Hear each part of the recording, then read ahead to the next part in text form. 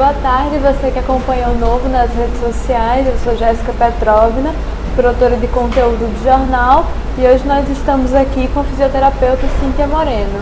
A Cíntia, ela atua na Casa do Valpaiva, de apoio à criança com câncer, e hoje ela está aqui com a gente para falar um pouco sobre a importância da fisioterapia oncológica, que é um tipo de tratamento que tem o objetivo de manter, de restaurar e de desenvolver a integridade física dos pacientes, não é isso, Silvia? Isso mesmo. O que seria fisioterapia oncológica e como é que é feito esse tratamento? A fisioterapia oncológica ela é destinada, para os pacientes que têm diagnóstico de câncer. Então, qualquer paciente que tenha câncer e que isso venha a causar algum tipo de alteração que comprometa o movimento, então ele vai ter indicação da reabilitação e aí vai ser assistido pelo fisioterapeuta dessa área.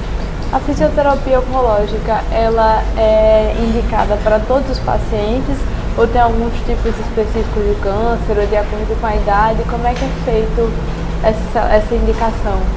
Na nossa realidade lá na instituição, todo paciente que chega com câncer, depois de ser cadastrado lá no serviço social, ele passa por todos os setores. Então ele chega no setor de fisioterapia, onde vai ser feita uma avaliação física e é a partir daí que a gente vai identificar se o paciente vai ter necessidade ou não de tratamento no setor. O que é que vai determinar?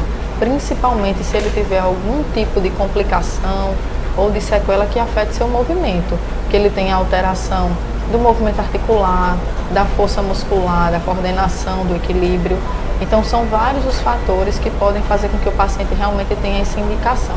Então alguns diagnósticos são mais indicativos, digamos assim, Então o paciente, por exemplo, que tem tumor do sistema nervoso central, ele vai ter várias alterações, não só por causa do tumor, mas também o tratamento do câncer, ele é bastante agressivo. Então o tratamento ele já pode causar alguns tipos de complicações. Então o tumor ósseo também da mesma forma.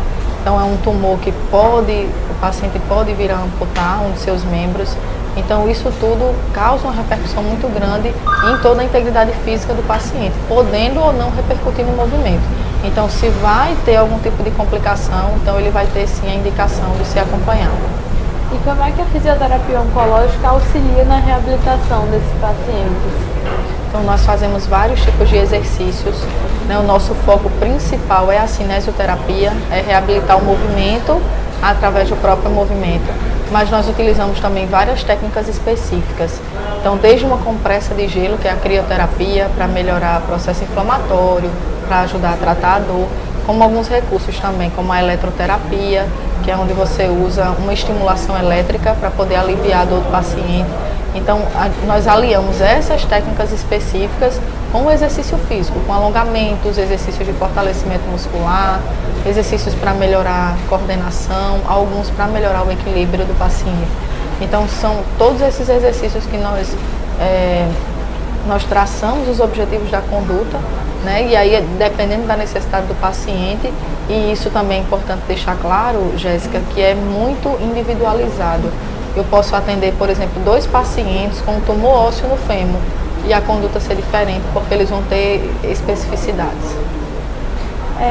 E quando você vai fazer essa análise, quais são os principais aspectos que são observados pelo profissional de fisioterapia para saber se o paciente vai precisar da fisioterapia oncológica e como é que vai ser feito esse tratamento, já que existem recursos tão diversos e que são tratamentos tão específicos?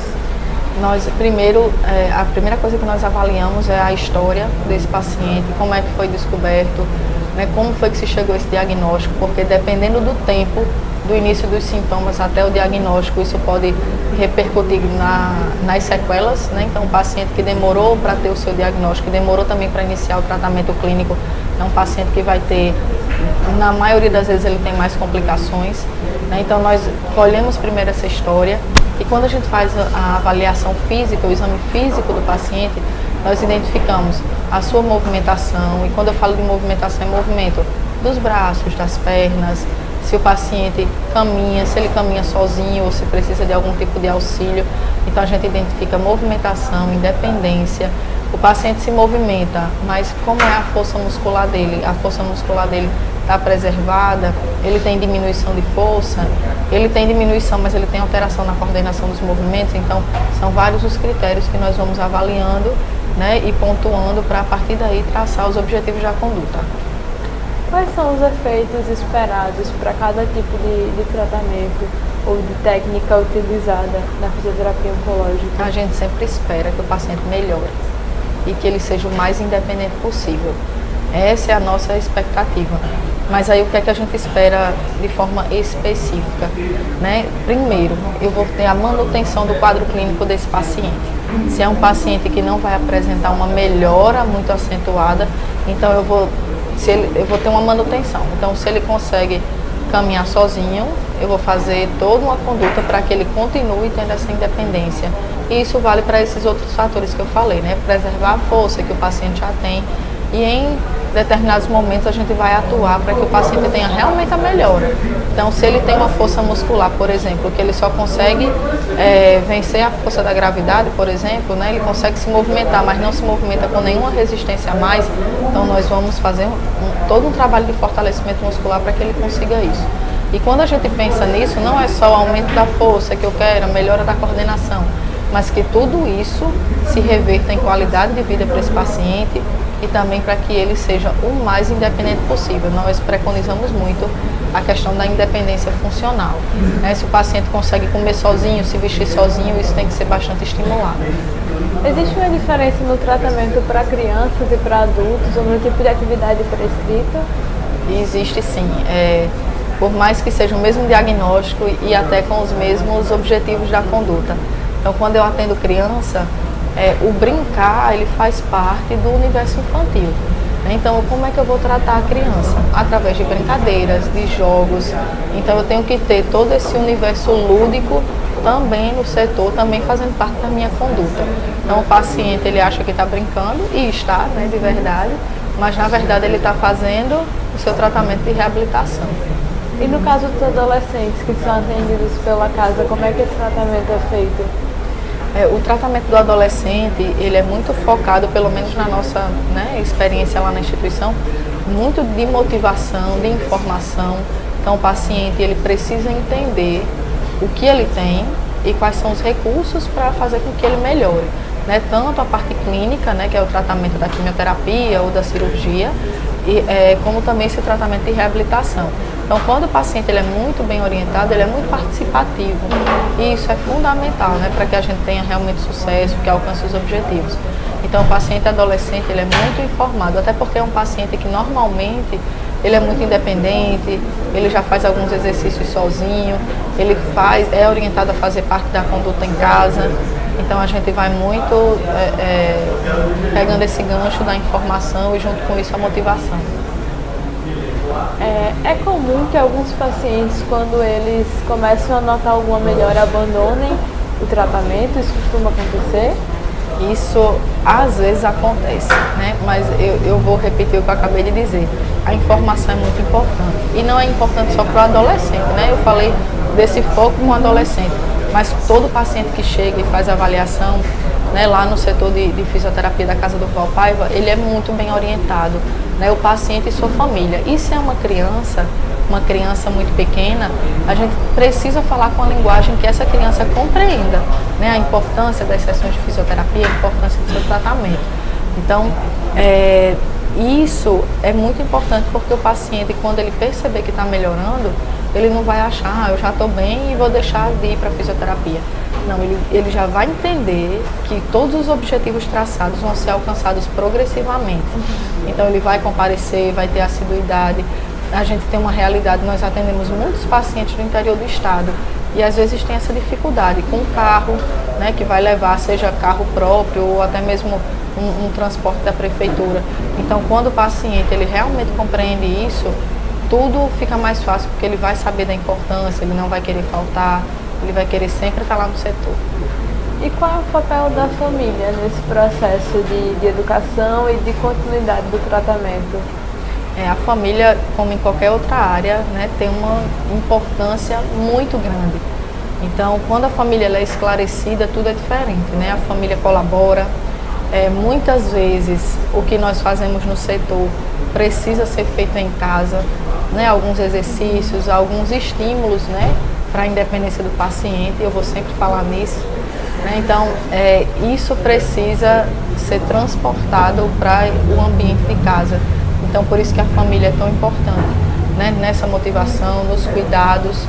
Um paciente, por exemplo, com tumor ósseo, quando o paciente tem um tumor na perna, né, seja na coxa ou até mesmo na perna em si, tem que ter alguns cuidados. O paciente não pode colocar o pé no chão, tem que usar muleta.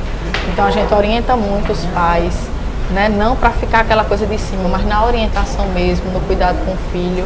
Então, a família é importante em todos os aspectos do tratamento, do diagnóstico até a cura.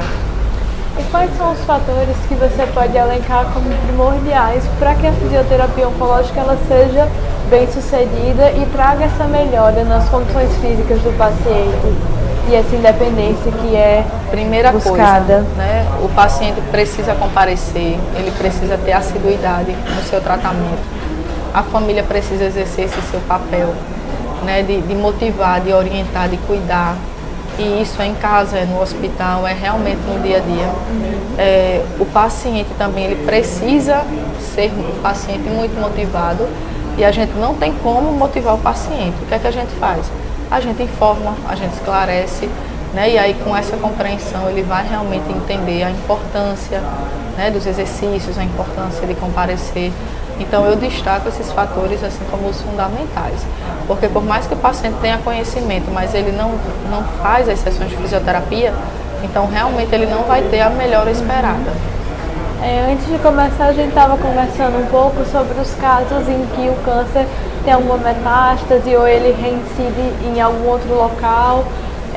Nesses casos, qual é o procedimento adotado? Quando o paciente acha que está próximo da cura e o câncer reincide, qual é o procedimento? A primeira coisa que é importante, principalmente para os pais, professores, qualquer pessoa que conviva com a criança, é prestar atenção nos sintomas. Isso vale tanto para o diagnóstico precoce, como também para qualquer tipo de alteração que aconteça. Então, a criança está fazendo quimioterapia e ela começa a apresentar, por exemplo, alteração no equilíbrio, ela começa a ter febre, qualquer tipo de sinal e sintoma diferente, isso tem que ser comunicado, né, ao médico que acompanha a criança, né, ao oncologista, para que ele para que ele tome as medidas, né, talvez de alterar protocolo, né, de quimioterapia, ou talvez só o uso de alguma medicação específica. Então isso tem que ser comunicado o quanto antes, que é uma coisa que a gente também alerta, né? Alguns pacientes eles não têm indicação de fisioterapia, mas como o paciente é avaliado, então eu sempre recomendo, né, e oriento, olha, se seu filho tiver alguma alteração, ele está dizendo que está com uma fraqueza na perna, ele está sentindo uma dor que não sentia, uma dor de cabeça persistente, comunique isso imediatamente ao médico. E depois que a criança, que o adolescente, ele está curado, é importante continuar fazendo uma avaliação fisioterapêutica ao longo da vida, fazer esse acompanhamento? É importante se o paciente ainda teve algum tipo de sequela, né? Se ele ficou com algum tipo de limitação. Porque alguns pacientes, infelizmente, eles vão ficar com sequelas, dependendo do caso, até sequelas importantes. Né? Então é importante que o paciente seja sim acompanhado, mas isso depende muito dessa necessidade, porque tem paciente, por exemplo, que teve um tumor ósseo que foi diagnosticado tardiamente e precisou amputar, mas é um paciente completamente independente, que coloca e retira sua prótese sozinho, que vai para a escola, que faz atividade esportiva, que tem uma vida completamente independente. Então esse paciente não tem necessidade, né, de reabilitação, é um paciente que já está pronto para a vida.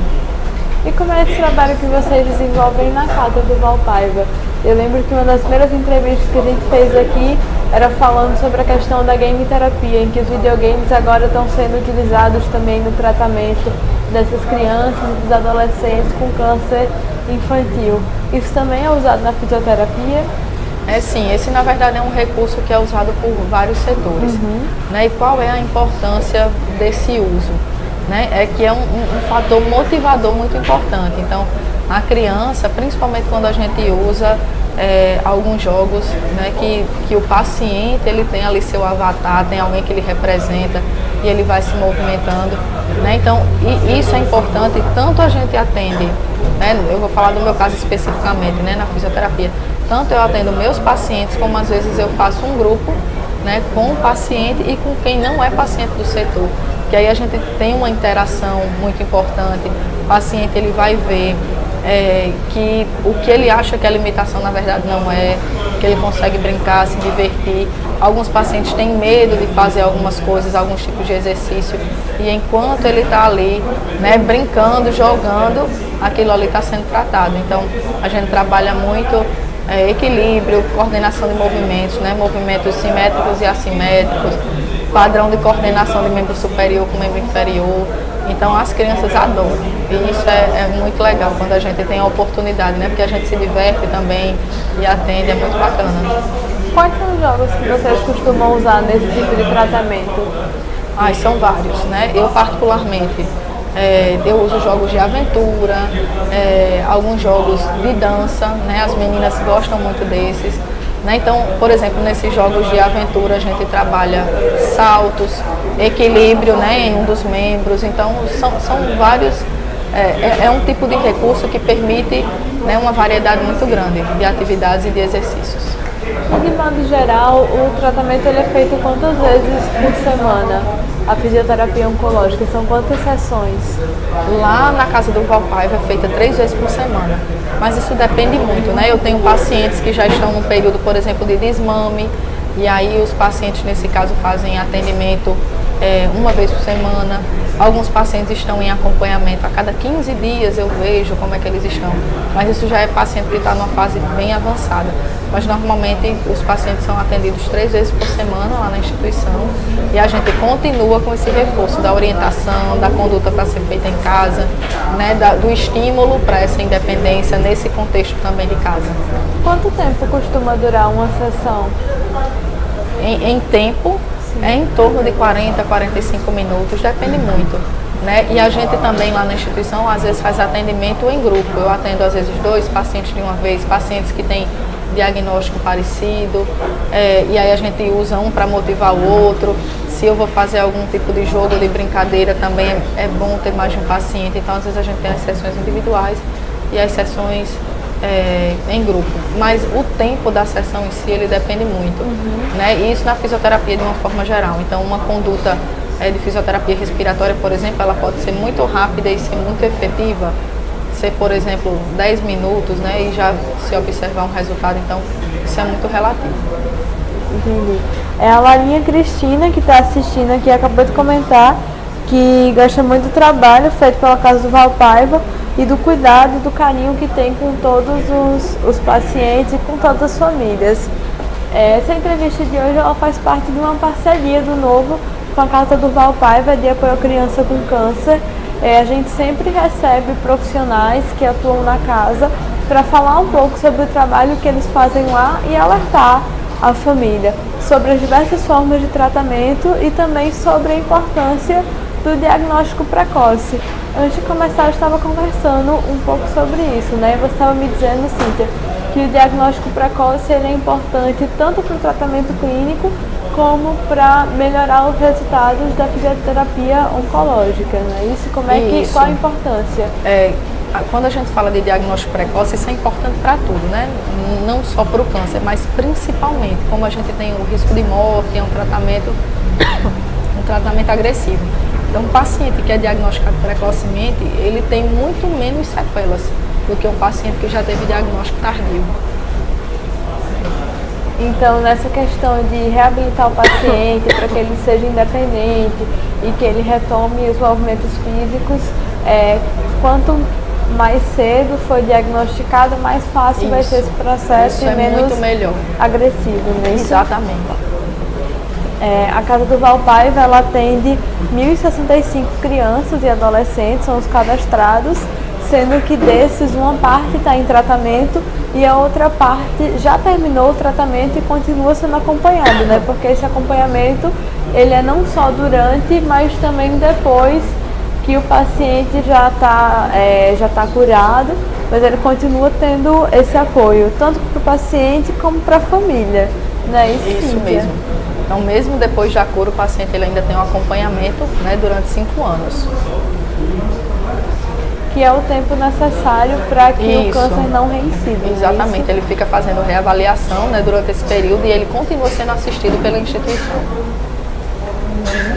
E dentre as atividades oferecidas, além da fisioterapia, tem apoio nutricionista, psicólogo. Isso. Quais são os principais serviços? Então, assim, nós que você temos pode uma destacar? equipe, né, multidisciplinar, que nós não atuamos só de forma multidisciplinar, mas a gente tem uma atuação bem transversal. Então, nós temos assistente social, psicólogo, dentista, arte educador, nutricionista e terapeuta ocupacional na nossa equipe. E além de tudo isso, tem um apoio também para as famílias, para as mães. Muitas famílias vêm do interior, vêm de outros estados aqui do Nordeste. Então a casa conta com hospedagem, né, para essas famílias que às vezes precisam ficar um tempo aqui na capital fazendo o tratamento, se afastar da própria casa. Então elas ficam lá hospedadas, né, e durante essa hospedagem elas têm transporte para ir ao hospital, tem todas as refeições, né, tem toda uma série de benefícios enquanto elas estão lá.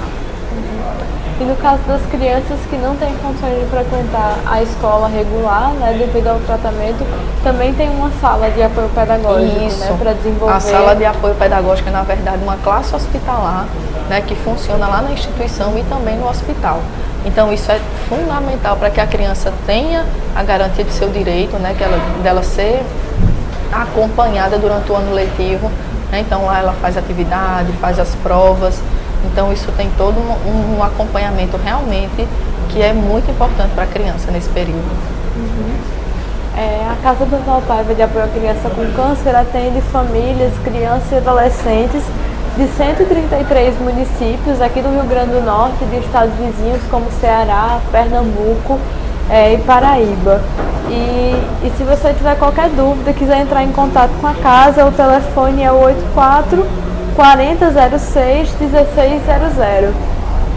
E sobre essa questão que a gente tinha conversado anteriormente do diagnóstico precoce, se você notar qualquer sintoma diferente, qualquer alguma mancha, né, uma dor de cabeça persistente, é importante procurar o médico imediatamente. Isso, né? febre prolongada, dor abdominal, dor de cabeça, vômito, alterações no equilíbrio, manchas vermelhas ou roxas na pele. Então, esses são alguns dos sintomas. Pode ser câncer e pode não ser. Por isso que é tão importante que se procure um médico pediatra para que seja feito o diagnóstico. Obrigada, Cíntia. Eu que agradeço, Obrigada a Jéssica. você que acompanha o Novo nas redes sociais. Continue assistindo nossos conteúdos. A cada 2 semanas a gente recebe alguém da Casa do Valpaiva para alertar um pouco sobre o diagnóstico precoce, falar sobre o trabalho da instituição. As principais notícias do dia você acompanha no novonoticias.com ou através das nossas redes sociais, Novo Jornal RN. Obrigada, tenha uma boa tarde.